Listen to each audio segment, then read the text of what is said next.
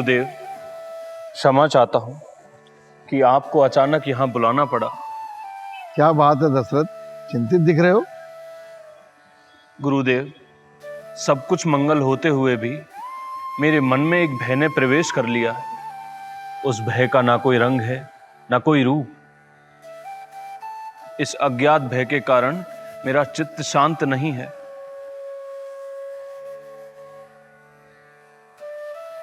क्या ये वृद्धावस्था के लक्षण हैं गुरुदेव? या मुझे कोई यज्ञ, पूजा या व्रत करना चाहिए, या फिर ये मेरे मन का भय है?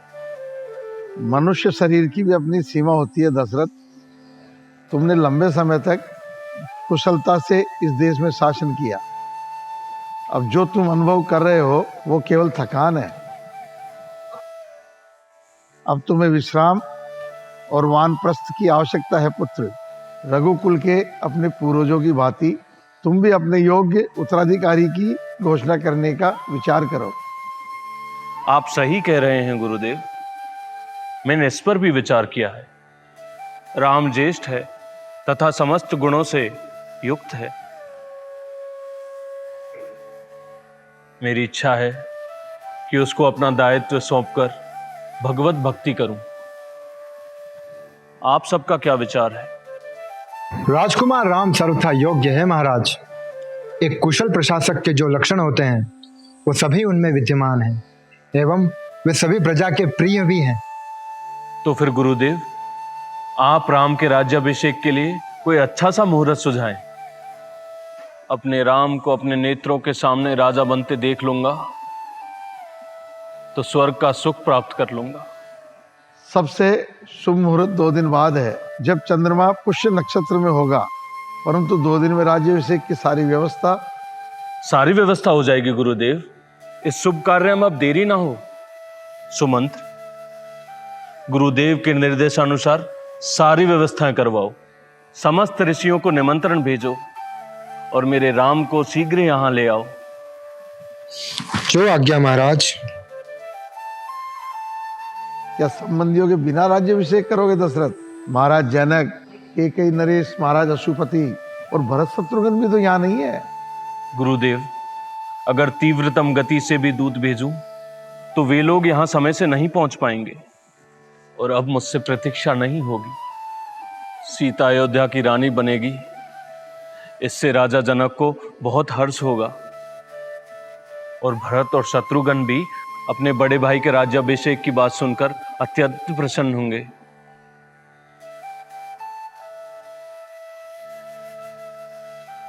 राजकुमार राम, राजकुमार राम, राजकुमार राम, राजकुमार राम, राजकुमार राम, राजकुमार राम।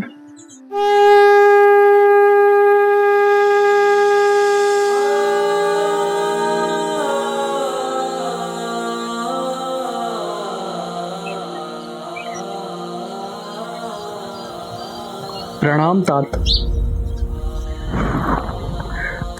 प्रणाम राजकुमार। महाराज ने आपको स्मरण किया है। उचित है, चलिए।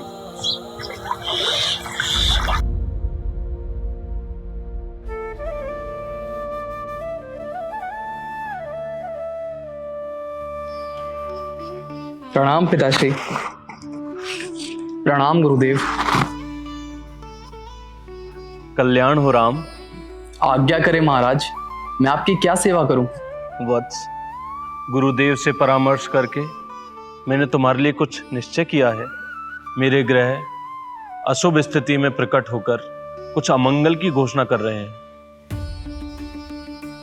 इससे पहले कि कुछ अमंगल घटित हो, मैं चाहता हूं कि तुम इस राज्य का भार संभाल लो। अतः गुरुदेव की मंत्रणा के अनुसार परसों पुष्य नक्षत्र में तुम्हारा राज्याभिषेक होगा। पिताश्री, इतनी जल्दी क्यों? अभी तो भरत और शत्रुघ्न भी यहाँ नहीं हैं। क्या हम कुछ और दिन प्रतीक्षा नहीं कर सकते? नहीं वत्स, परसों के मुहूर्त के बाद अगला मुहूर्त बहुत विलंब है। निश्चय ही भरत और शत्रुघ्न को जब पता चलेगा कि उनके भैया राजा राम बन गए हैं, उन्हें अति प्रसन्नता होगी।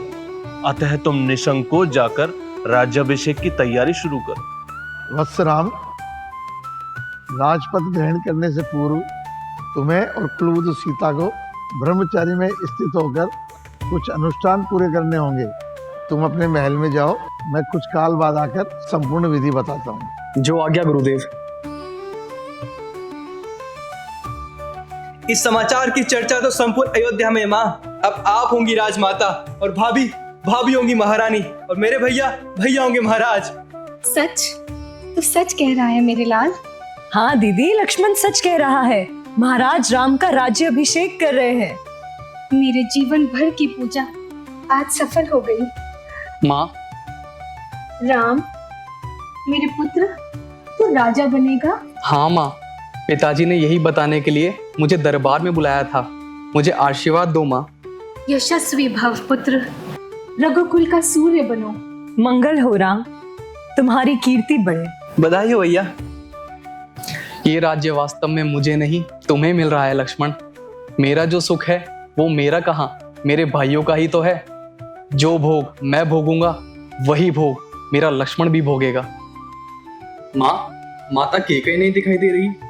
वो अवश्य ही राज्याभिषेक की तैयारी में लग गई होगी। हाँ दीदी, राम का राज्याभिषेक हो और केकई दीदी खुशी से ना झूमे। उन्होंने अभी तक 10 दासियों को काम देकर सारा महल सर पे उठा लिया होगा। सब समाप्त हो गया, सत्यानाश हो गया। मैं तो लुट गई, सर्वनाश हो गया। मंथरा, उस कुब्जा को क्या हुआ है? बलिहारी है। तुम्हारे भाग्य के सूर्य को ग्रहण लग रहा है केकई, और तुम विश्राम कर रही हो। अरे अरे अरे मंथरा माई, जरा श्वास तो ले। ऐसा क्या हो गया जो तू इस अवस्था में पहुंच गई? कोई भूत देख कर आई है क्या? हंसी चिठोली न कर केकई, कुछ सुना नहीं तुमने? महाराज ने राम को राजा बनाने की घोषणा कर दी है। सत्य?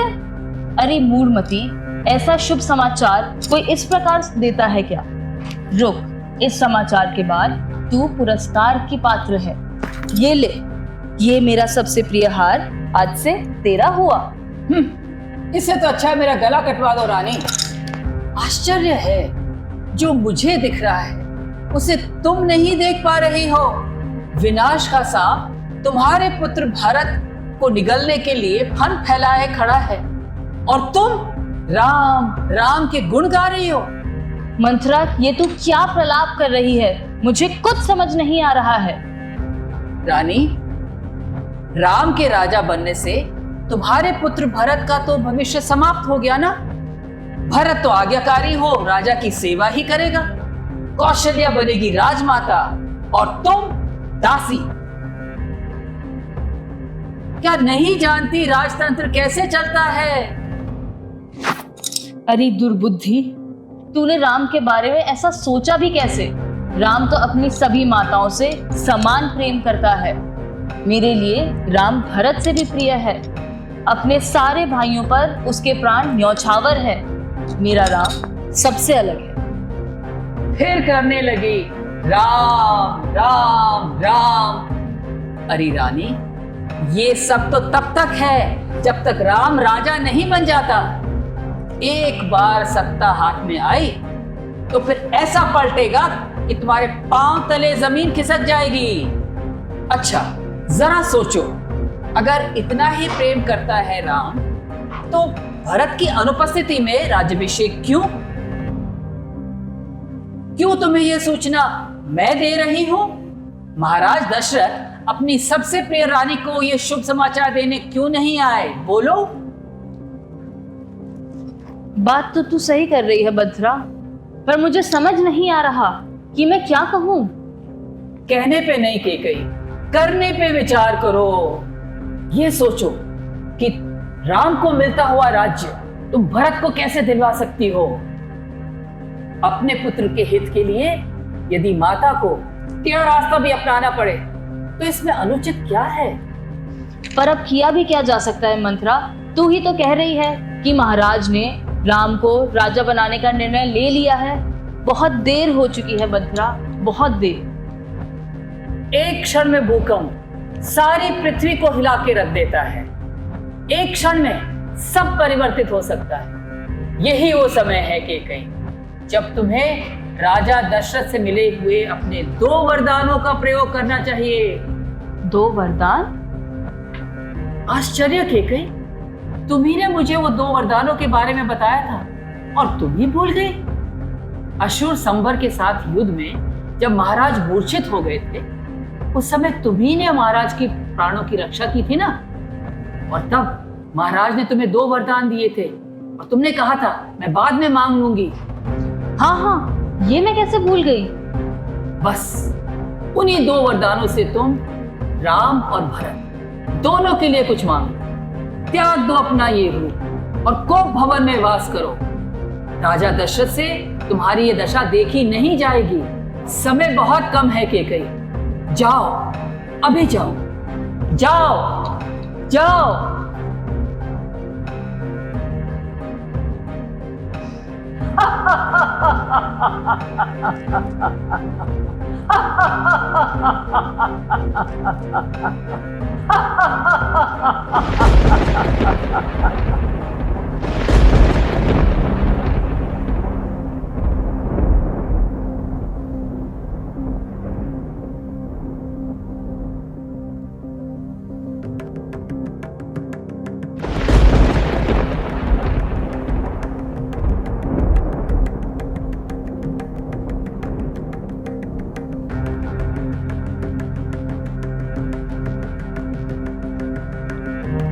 कैकई,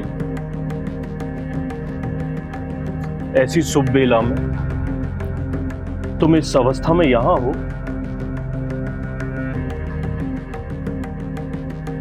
क्या किसी ने तुमसे कुछ अप्रिय कहा है प्रिय? कैकई? नहीं महाराज, मुझे अब आपकी किसी भी बात पे तनिक विश्वास नहीं हुआ।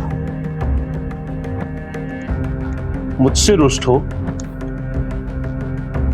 बताओ, मैं ऐसा क्या करूं कि तुम प्रसन्न हो जाओ? तुम जानती हो मैं तुम्हारी बात नहीं टाल सकता।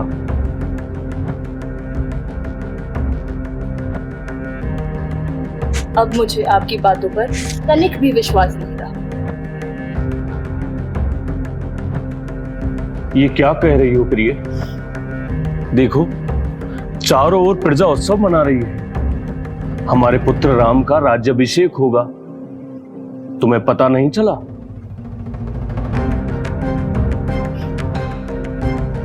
इस अवसर पर जो मांगोगी वो दूंगा, वचन देता हूं। अब इस नए वचन का मैं क्या करूं महाराज? पहले जो 2 वचन आपके पास धरोहर स्वरूप है, पहले वो तो दे दीजिए। बस तुम्हारे कहने की देर है प्रिय, बताओ।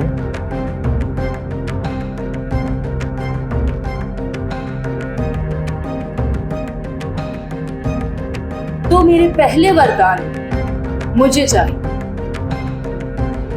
कि राम के स्थान पर मेरा पुत्र भरत अयोध्या का राजा बने।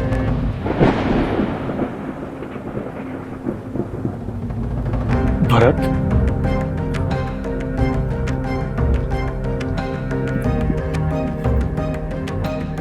ये तुम क्या कह रही हो कैकई?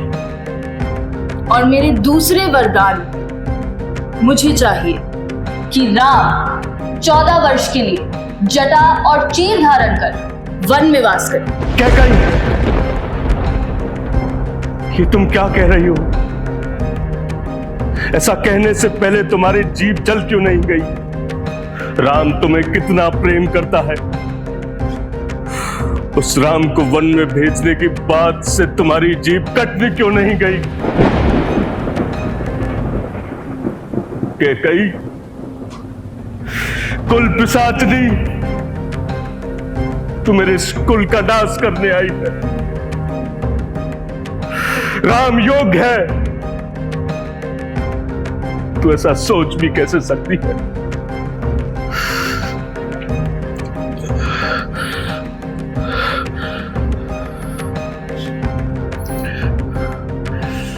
अभी भी वक्त है कैकई, अपना वचन वापस ले ले। नहीं महाराज, मुझे मेरे वचन इसी रूप से संपूर्ण होते हुए चाहिए। मत कर कैकई, ऐसा मत कर।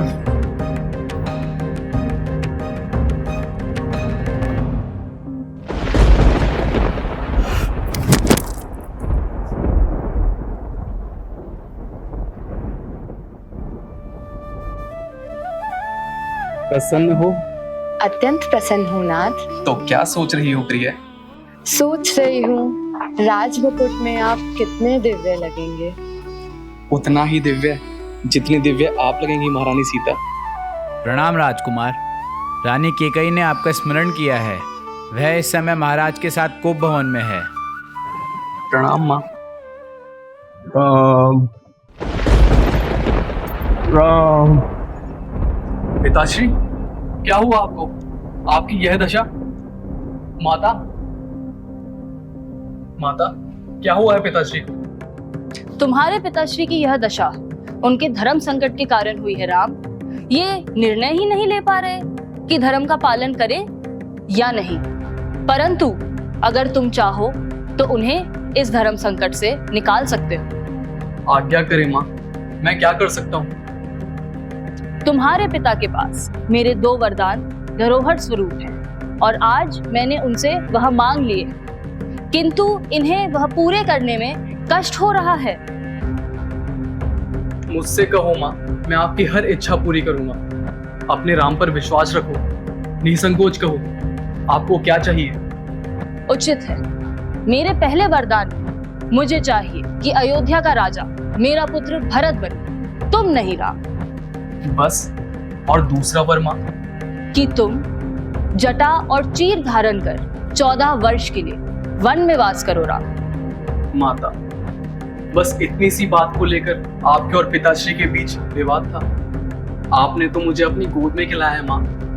आपके लिए 14 वर्ष तो क्या, मैं आजीवन वन में वास करूं और लक्ष्मण की ही भांति भरत में मेरे प्राण बसे हैं माँ। मेरा भरत राजा बने, इससे उत्तम तो कुछ हो ही नहीं सकता।